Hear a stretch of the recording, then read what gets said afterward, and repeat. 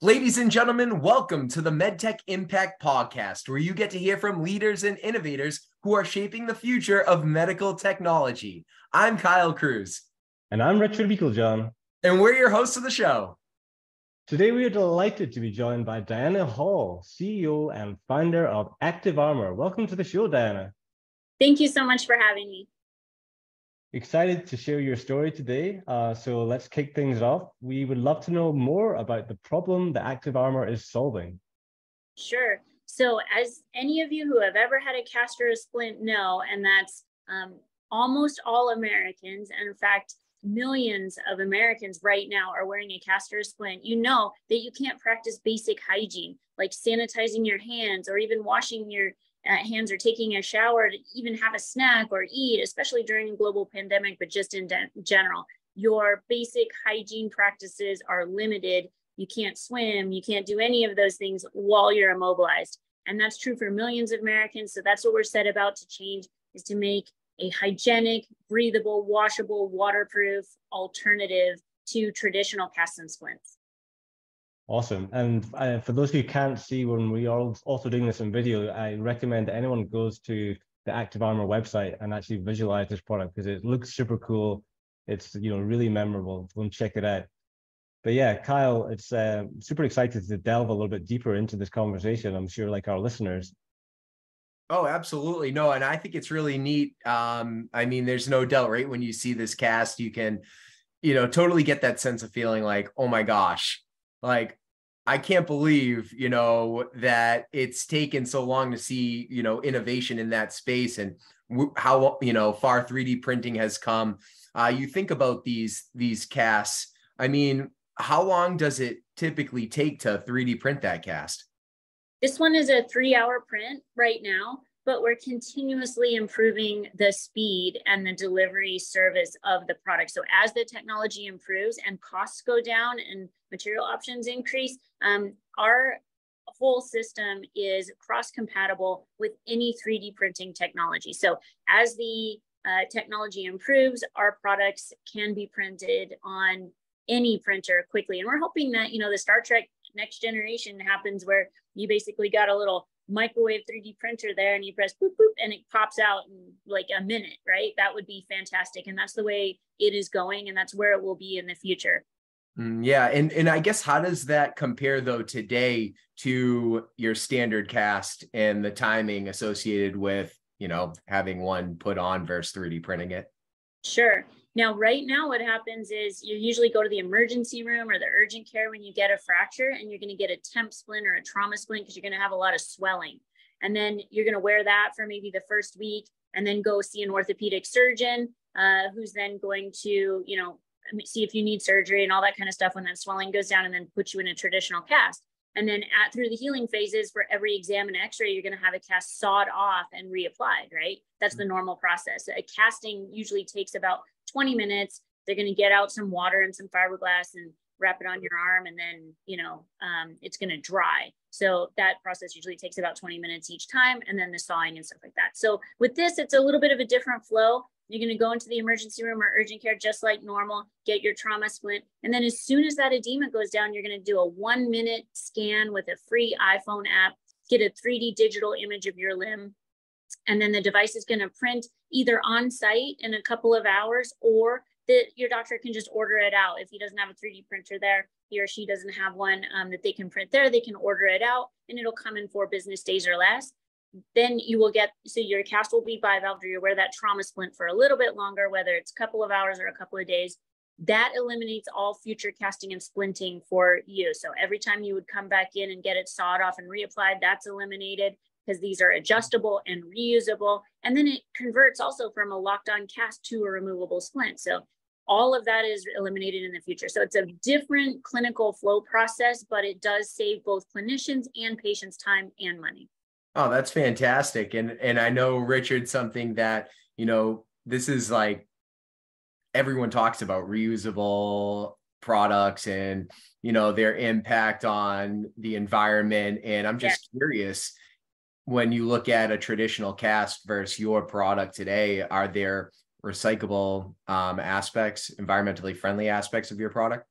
Yes, absolutely. Our materials are 100% ABS recyclable, so you can just pop them in with your bottles. It's the same plastic that makes, soda lids and things like that. So just pop them in with your recyclables. They do recycle. And you're eliminating all of that medical waste. There's no inventory that has to sit there, and all of those casting materials and stuff, other than a spool of plastic. You use just what you need. There's no waste in that. That's the cool process about 3D printing. And then it is recyclable at the end. So all that medical waste, every time you're sawing a cast off and reapplying it, that has to break down in landfill, is eliminated. This is super cool. And again, for those who can't visualize and see this in the video, Dan is wearing a forearm example, which is, amazing to see. Just again, have to check out the website and learn more about this. But I'm wondering, as Kyle kind of touched on, this is obviously very novel. This is game changing to what has been a really traditional space without much disruption. And so what are your thoughts in terms of that go-to-market strategy? How are you approaching this and convincing people to change that workflow? Yeah, and you're exactly right. It is a very risk-averse and old-school market. They've done the same with plaster and fiberglass for hundreds of years. It has not changed. And so it was so ripe for disruption, especially when the pandemic hit. But before that, I started this company in 2014, and it was already ripe for disruption because I was running a mentoring program for children in poverty. I'm actually a chemical engineer. So when I was running this mentoring program and the kids would have domestic violence, substandard living conditions, and they would come in with these filthy casts that they couldn't even practice basic hygiene, like washing their hands to have a snack. And I thought, man, this is archaic. One little girl had bed bugs under hers. One little boy couldn't keep his dry outside the shower by himself in a bag. He was in first grade. He wore it wet and smelly for 4 weeks and ended up with permanent scarring on his arm. So I knew that there was a better alternative with technology to provide 3D printed casts that were custom fitted to the patient that allowed you to visually see, treat the skin, and so that if there's infections, it's not that you don't know about it till it's all the way up their arm or in their hand, or you can treat them with topicals, or you can see if there's edema coming up and down so that you're avoiding compartment syndrome, things like that. So this and just being able to practice basic hygiene like showering and sanitizing your hands is so important. That we just knew the market was ripe for disruption, and that's why we're working fervently to make sure that this can become the standard of care. And if I could jump in there real quick, Richard, I just think that it's really interesting too when you think about these children, especially, or just anyone in general who has a broken leg or arm or something, and people still want to be active. It's right there in your name, right? So children want to be able to go swimming, right? They can still have those fun. Their summer isn't over, I feel like, with ActivArmor. Yep, that's true. And we're always getting, if you haven't seen our social media, you should follow us on Instagram, Twitter, Facebook, LinkedIn, etc. And just look, and even TikTok, like we'll have patients that are constantly posing, like, oh, look at me, I'm deep sea diving, I'm fishing, I'm, swimming, I'm having the fun summer thanks to ActivArmor. Like every single day we get great patient testimonials, and we don't even ask for them. They're just posting them because they're so proud of it and excited about it changing their summer. So it sells itself. It really does. It's so true. I follow you closely on social media, and I think the images you put out every week of these children just with smiley faces who are wearing this 3D printed cast, it's really great to see the experience they have wearing this and just how good it feels, and they're happier and just able to go and do the things they enjoy doing as kids. Yeah, and to be honest, that is what has kept me going as an entrepreneur. Since I started the company, like I said, way in 2014, it's been a long, tough road in medical device industry, as you can imagine, with regulatory requirements and insurance and, getting investment and bringing the technology to market and the sales process. It has been a challenge. The marketing has been the easiest part of it because it's so obvious and fun. But as far as, actually bringing the technology and getting any sort of traction in the market and things like that, it's expensive and it's long, especially if you're self-funded and you're, you know, an entrepreneur just starting out. So if it weren't for it being a mission and me getting to see the patients and people that I'm helping every single day, I'm sure I couldn't have gotten as far as I have on this pathway to entrepreneurship. I would have picked something much easier, but this one is such a game changer for people that it's just inspiring every single day. And Kyle, I know that, you know, Diana mentioned there that she's revenue generating, but they've done a big business pivot in terms of the business model. And I'm sure, you know, we could talk a little bit more about that. Yeah, you were talking actually about what, an application on your phone. Yes. You know, yeah. So tell us more about how the business, where was the business, I guess at today, and how is that business pivoting? Yeah, so we started out, you needed a $10,000 scanner on site to be able to get an image accurate enough for, you know, fitting a cast so that it would immobilize you well, right?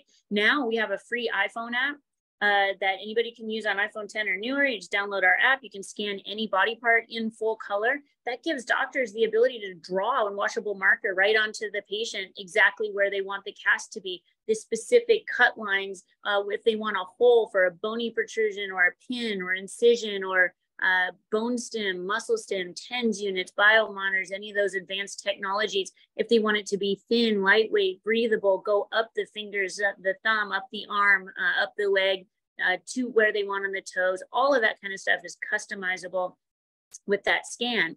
Then the design process happens, which started out manually.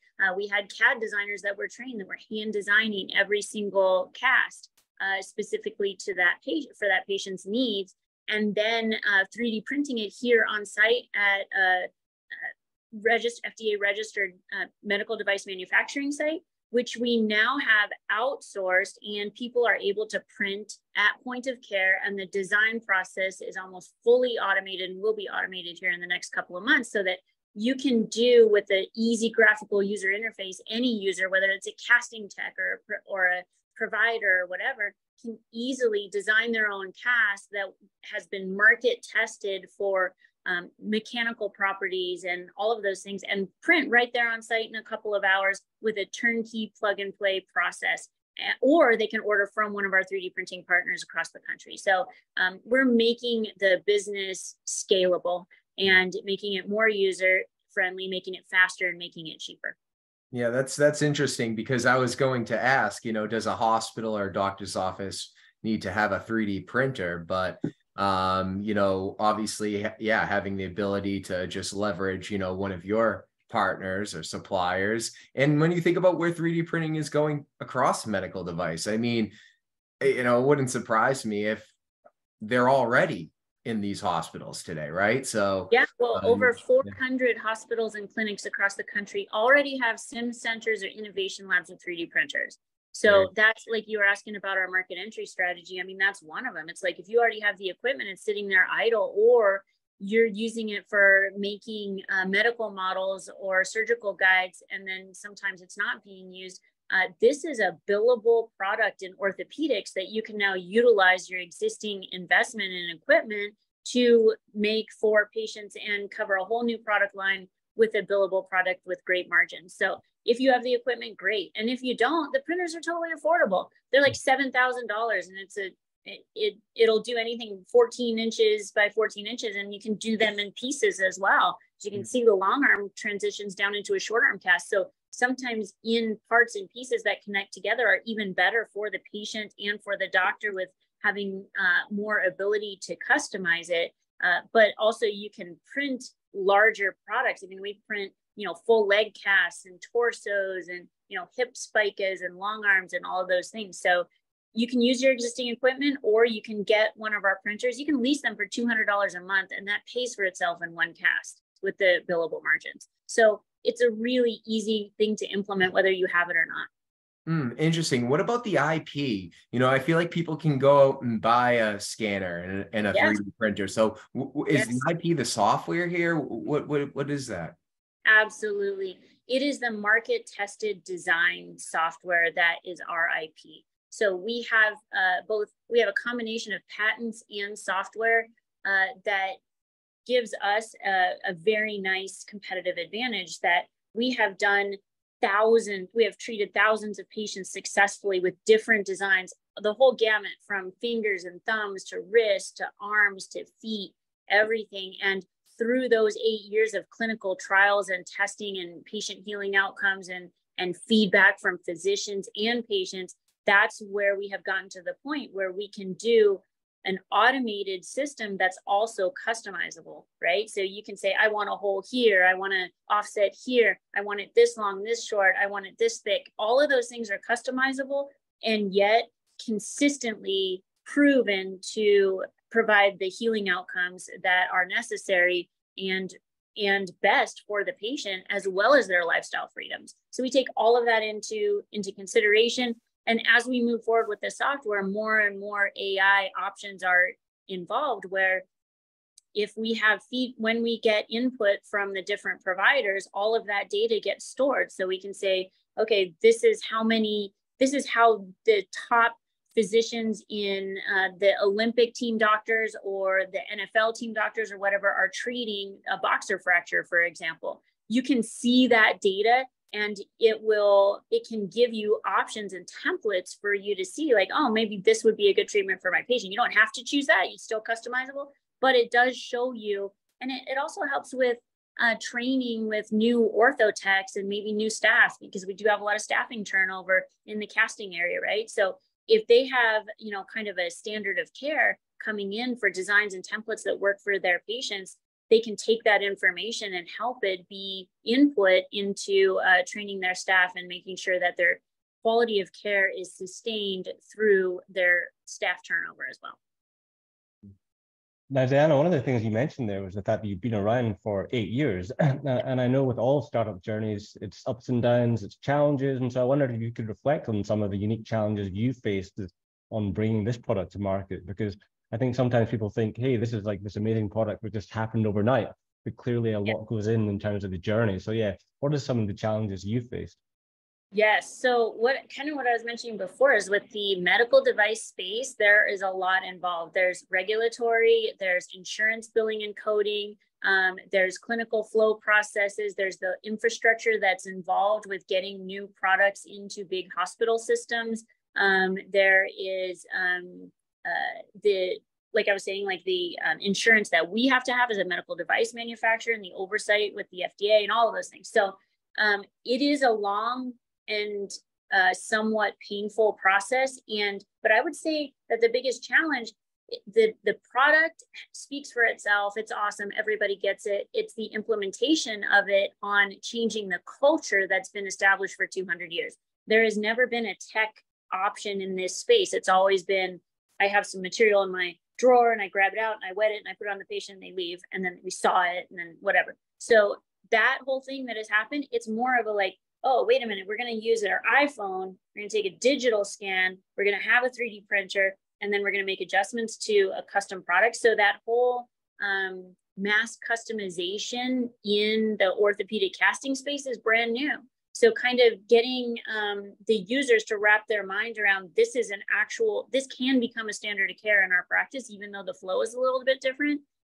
That has been part of the sales challenge that we've had and we continue to face. So that's why our target market entry point is those innovation centers, that hospitals that already have innovation initiatives and 3D printing labs and stuff like that. They get it. They're moving toward that. They know that's going to be the future and they're the first to market. And that's why we target them first.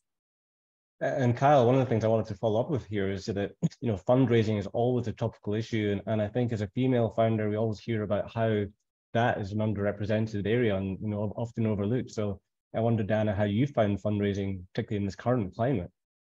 Yeah, it's been painful. I gotta tell you.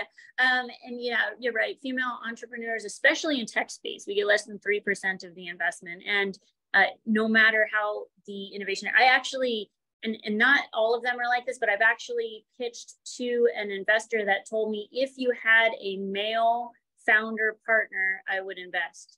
And I said, all right, well, thank you very much. Bye. I mean, like, it's so funny that they would even see that. So there is a little bit of that still, but we also do have a lot of venture capital and angel investors that come in, and they're specifically targeting minority and women-owned businesses, which is awesome.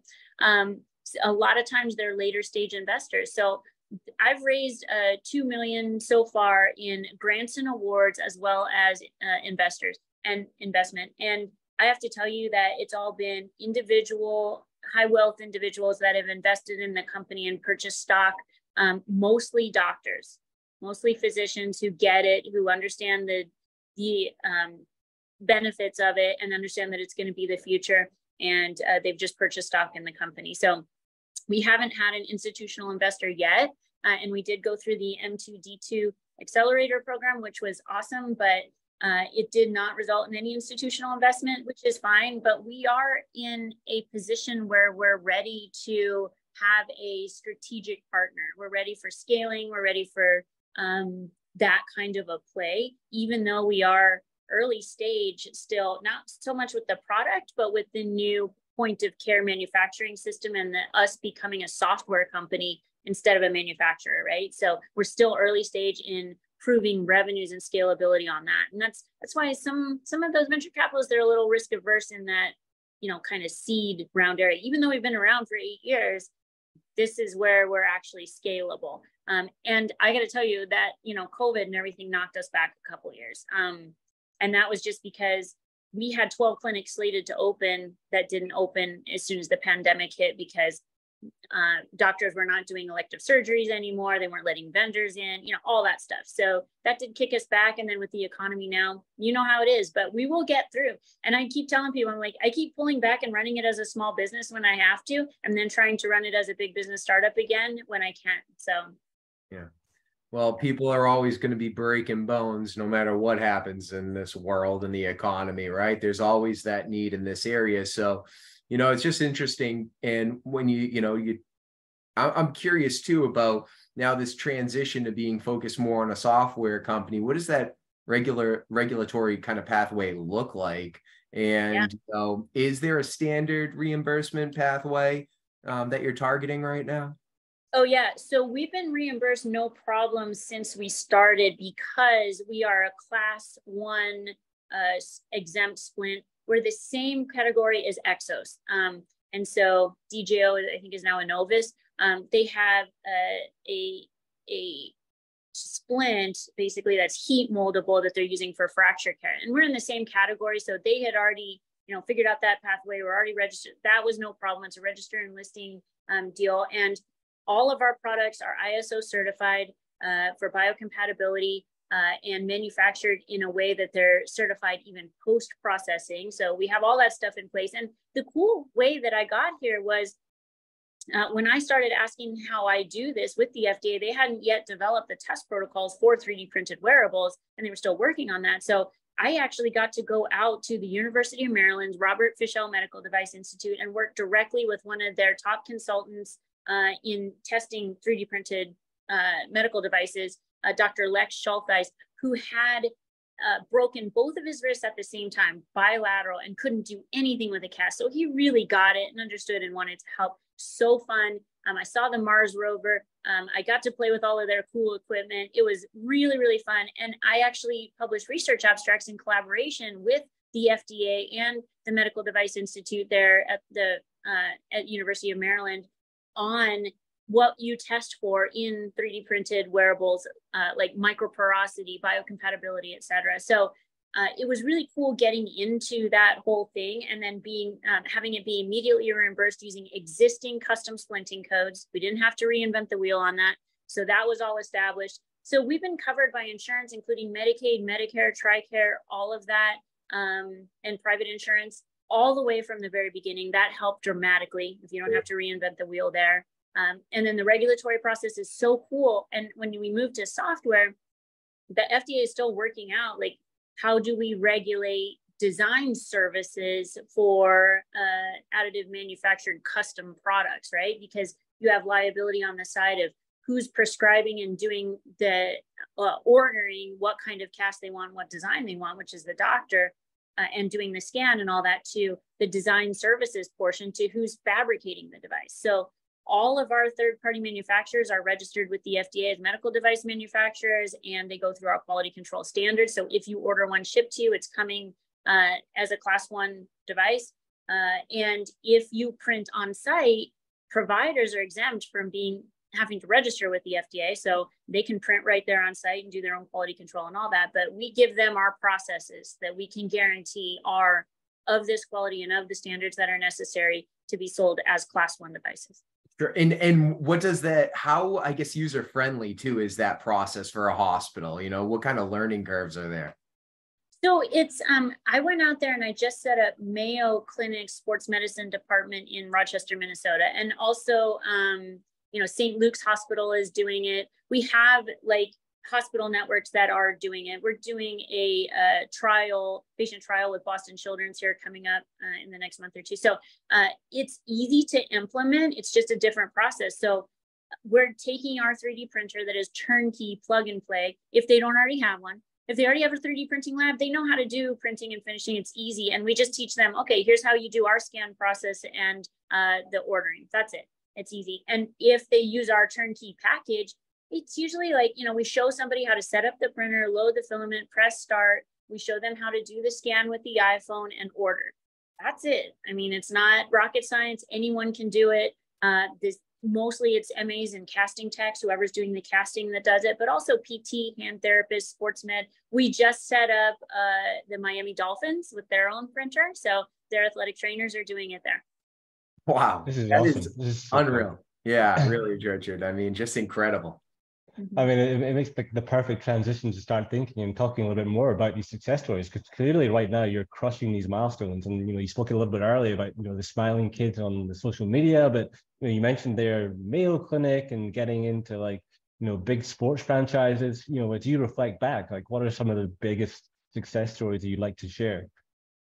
So, and I'll say this one is a personal one that really, I mean, I get choked up just thinking about it, but I don't know if you know, but my background, my brother died of cystic fibrosis. So I spent my life growing up in Children's Hospital. And as an engineer, I knew that my mission was going to be to help improve the lives of patients who are suffering with chronic conditions or injuries or things that I saw kids having to adapt to medical devices instead of the other way around. So I knew that it was my mission to do this. And my brother, when he passed away, there were so many things that he could have done that I really felt like this was what I needed to do. This was my mission. This was my calling. When this came to me and I saw these kids and what I could do to help them and adults and everybody, I was like, this is what I need to do. This is why I'm on the earth. I had all of my experiences to date in chemical engineering and software engineering and all that kind of stuff had led up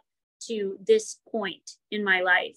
And so when Children's Hospital Colorado, who I had spent years in there with my brother, told me that they were going to launch their second site with ActivArmor on my brother's birthday, I can tell you that that made all the difference in the world. There is nothing that you can do in your life that's more meaningful than realizing what it is that you're on the earth to do and then doing it every single day. So that has been my most meaningful milestone. All of this other stuff is fun and it's great and it's scalable. I am about the mission, but I'm also about the business case, because I know that in order to be scalable and help the most people, this has to make sense on the business side and for both the hospitals and the providers and our investors and the patients. And as long as you can make it make sense for them financially the whole way through, then it will be scalable. And that's what we're working on now. So every single time I open with a new clinic or whatever, they understand the mission and they really care about their patients' quality of life. If they didn't, they would just, continue to say, oh, put this on there and don't wash for 8 weeks, bye, And so the ones that are implementing it really do care about that. And they're willing to invest in changing their clinic flow process to help. I'm sure, like our listeners, we're obviously sorry to learn about your loss, but I would just like to say what an inspirational story that you're putting in place. And so thank you for your leadership on this. And it's so inspiring to hear about that and all you're doing in this area. Thank you. Yeah, I mean, my goodness. That really is a beautiful story. And, I'm curious too. I want to kind of come back to the making too of these casts. And I'm curious how many so far then to date have you been able to, how many patients have been treated, I guess, with your cast? Sure. Yeah. We've done over $1 million in sales with the old model where you scan and fabricate and then it ships to you. And so we fit thousands of patients. We have hundreds of providers, and we are now in 11 countries providing the design services. So as we shift to this new model, we'll be able to scale faster and better because they're printing on site in a couple of hours, right? So they'll be able to use it more often as a standard of care instead of waiting a couple of days for something to ship to them. So this transition to this software model is allowing us to scale the company. And we're able to, continue to expand into more countries. It's so easy because they can use any printer that they have, right? And as the technology changes, it'll come out faster and easier with more materials. We're constantly partnering with other companies that have resin printers and have, the HP fusion jet printers and all of that. So you can use different materials. You can print them in nylon and let them be flexible and use them for other things. And so it's really cool how cross-compatible these designs are, and our process that it's taken us so long to develop is, and how scalable it is. That's fantastic. I think, Richard, something that we were curious about too, are the different potential expanded applications, right? Where your technology could be leveraged, Diana. I'm just curious, are there applications beyond bone fractures? Yes. And so many, right? So I wear mine for carpal tunnel personally, because I don't want to have surgery. And it's so funny. I tell people, because I do CAD, and I tell people all the time, yeah, I got carpal tunnel from making carpal tunnel devices, which is sort of true. But you can wear them for immobilization for anything, but you can also wear them as protective gear. Now, we work with the NFL, and they do a lot of custom fit protective gear. So, rib guards, AC repairs, shin guards, forearms, wrists, thumbs, knees, whatever. So we do a lot of sport protective gear as well. We also do some veterinary applications, which is really fun. And you can see some of those on our website.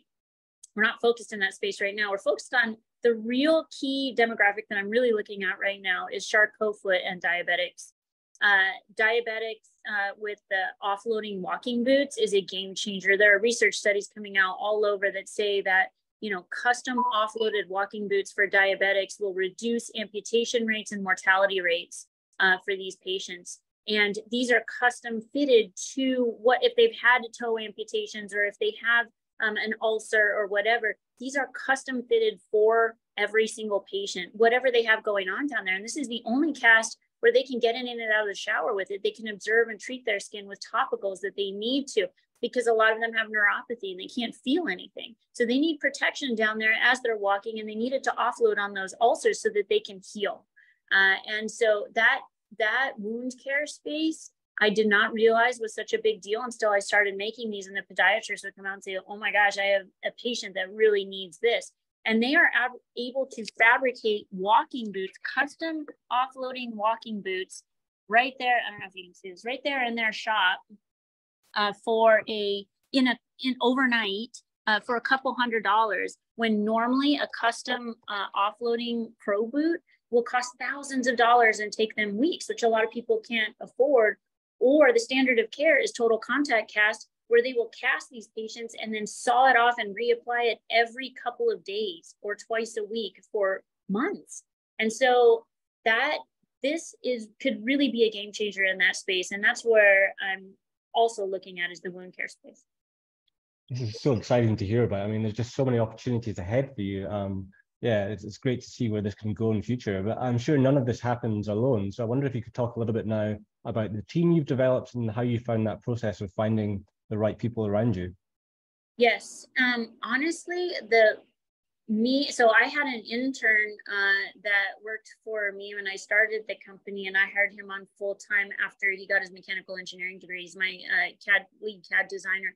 He's been great, hung with me through the ups and the downs of this business. It's really exciting because I have a 19-year-old daughter who's actually working for me full time, and she's great too because she's grown up with 3D printers and that whole thing. So it's really nice to have her kind of helping me out. She's taking some time off before she decides what she wants to be when she grows up. So I was like, great, come work for me in the meantime. So that's great. But the team that I developed, the leadership team, have all been in the industry because I'm an engineer. I don't know the medical side. I don't know orthopedics. I don't know scaling a big business startup, none of that stuff. So I have, my team is awesome. I have an IP expert who's actually a former NFL player who is now, he is argued in court at the top levels of government. So he knows exactly how to secure the IP. He helped me write my patent. He's amazing. And then we have Dr. Kevin Kaplan, the team doctor for the Jacksonville Jaguars, is on my advisory board. We have Dr. Gloria Beam, team Olympic doctor, orthopedic surgeon, amazing. She uses it in her clinic as well. These people not only invest in the company, but they put their sweat equity in there and they give us guidance and feedback and support. So we have orthopedics, we have IP, we have technology, we have the top material science folks contributing. Oh, and also the founder of Exos. Who is owned by DJO or Innovus or whatever, is on my advisory board also. And so I love to learn from, and one of the direct sales folks for 3D Systems, who tried to develop a 3D printed splint years ago and failed, also on my advisory board. So I love having these people who have had the experiences in sales and marketing and technology and orthopedics and innovation and IP, all of them providing me support, and they believe in the mission. So I don't have to, have them all as C-levels and pay them big salaries and all that kind of stuff. They are just helping because they believe in it. And that's awesome to me as an entrepreneur. That makes me believe in it even more, that it's going to work. And when they believe in it and they invest in it, not only their time, but their money, it just means everything to me and gives me the motivation that I need and the support that I need to make this a viable product. Yeah, that is so important, that alignment piece, and finding the right people around you who actually believe in your mission. Yep. Yeah, that's probably the most important part. Yeah, it's easy to find people with this product. They get it, Yeah, well, I mean, especially where they come from, coming from sports backgrounds, where this is near and dear, and other folks that have worked in the 3D printing industry who see the future and the opportunity here. You're bringing all of them together for that one mission, and it's fantastic. So it takes a village, right? Because there are so many aspects of running a startup company. And when I was a chemical engineer, I would do what I knew how to do, and I was in my cubby when I'd worked for these Fortune 500 companies, right? But you're not like that when you're an entrepreneur. You have to know accounting. You have to know, marketing, sales, IP, all of that stuff. So all that stuff you have to learn. Fundraising. You have to do all of that stuff and be good at it, or you're not successful. If any one of them drop, you're gone. So that's why it's so great to have a team. And as you kind of reflect on your experiences from when you started ActivArmor to today, and then you had to pick maybe a top 3 or 5 tips, of some of the things you've learned along the way that you'd like to share with the audience who might be wanting to develop an innovative medical technology, what would that be? I would say definitely reach out to the experts and ask them for help, because they will. LinkedIn is a treasure trove. I have found people, I'm like, I don't know about whatever. And so I go and I look at the top, like, for example, wound care. I was like, wow, people are saying they want this. I don't know anything about it. So I reached out to the top doctors, David Armstrong, et cetera. And I just sent him a message on LinkedIn, and I'm like, hey, I know you don't know me. I have this new product. Would you please give me just 2 minutes of your time? I would be forever grateful if you would just take a look at this. And here's a question that I have, and don't waste their time. Just say, like, here's what I'm asking. Ask them for something specific. And then they will give you more than you ask for. They really do want to help, especially if they see that you are in the space for a reason. So just ask, like, and that's the same thing about investment or whatever. You have to ask. And so I seek them out and I find them and I ask them. That's been what's given me that boost all the way to get to this point. And then don't be afraid to do what you have to do. So there have been times where I've had a lot of staff and, you know, we've scaled up and done something and gone down a pathway. And then we're like, oops, you know, and then we're like, oh, and then we find out new information and we pivot. And then sometimes I have to scale down the staff and I don't like doing that. It's like the worst, right? But when you have to expand and contract, and you have to just be honest with people and just be like, hey, here's what we're going to try to do. And we don't know how it's going to turn out, but are you with me to try it? And they've been great. You know, like people get it. They know you're trying your best, and they want to support you. And so don't be afraid to make the tough decisions when it comes down to it. You know what I mean? Because you don't want to end up cash poor. And that's what we all do, right? And then you have to spend a lot of time on fundraising and all that kind of stuff. And then you're like, oh, I wasted a lot of time doing this or that. I mean, when COVID hit, we had to pivot. We started making respirator masks to stay alive, you know? So if you have to do that, do it, you know? Do what you have to do and don't feel bad about it. It's a means to an end. And if you make mistakes, and I have, you know, if you're like, hey, I tried this thing and it didn't work, so don't think of that as a negative. Don't be afraid to make mistakes. The faster you can make a mistake and learn from it and pivot, the faster you move. That's such great advice. And I think for any listeners, there's so much to take away from this episode. I wonder now, before we wrap up, if we could think about 5 years ahead, like what would that vision be? Where would you like to see ActivArmor in 5 years' time? Right. Well, my company is positioned for sale. So we are just scaling up right now so that our valuation is good enough, and so that we prove enough demand for the product that this ActivArmor product can sell. And that way it can scale higher and faster than I can scale it myself. I want to prove that this can become the standard of care, not only in the United States, but across the world where they really need it. So we are positioning for sale. I'm hoping in the next 3 to 5 years, but you know, you never know. I don't want to jinx any other pandemics or anything else coming down the pipe, but we will do what we have to, and as long as it takes, the sooner we can sell, the better. But I want to make sure that I do the best by the patients and my shareholders. I'm not trying to dump this thing and run. It's not like that. We want to make sure we have the best valuation and the competitive environment. We've been talking to potential acquirers since the beginning. So we're specifically targeting what they've asked for. We know what they want.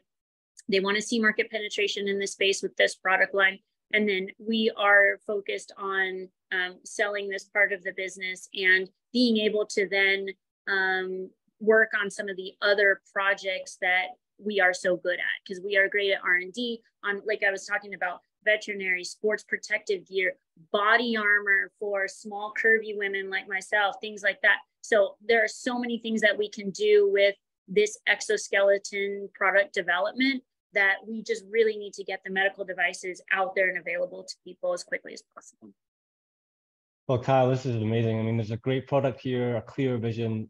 I'm super excited because there's so many opportunities. Oh, no doubt. Especially, I mean, as a former athlete, you know, as someone who's definitely broken a few bones, even as of recent, back in January in a men's league hockey game, you know, and thinking about the big boot and cast, you know, that you have to wear, and the time and the that it takes to get this, and the how uncomfortable it is and how it limits you to so much. I mean, you know, there's definitely an exciting future, I think, there. And I just love also, you know, your expanded opportunities for use, you know, and I love, again, that tie back to sports as maybe protective gear. I know that a lot of protective gear that I wore even in lacrosse, it would kind of flop all over the place, right? Constantly have to slide my elbow pads up, or, you know, when I played football growing up and I was a running back and I'd get hit in the arms and I could hardly hold the pencil at school the next day and make a fist, you know, it's like, imagine having something there to protect you, right? So it's just so fun to hear your story, hear what you're doing today, and where you're going in the future. So that's fantastic. I guess, how do people get in touch with you for, you know, whatever reason? Yeah, so just activearmor.com, see everything that you need there. And if you follow us on social media, it's just ActivArmor. There's no E in active, so it's ActiveArmor, all one word.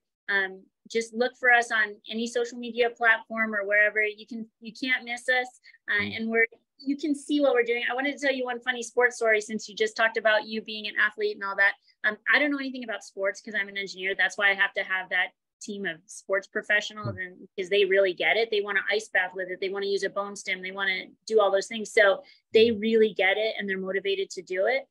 So when Dr. Kevin Kaplan, the team doctor for the Jaguars, called me, he said, "Hi, I'm the team doctor for the Jaguars." And I said, "Great, what's that?"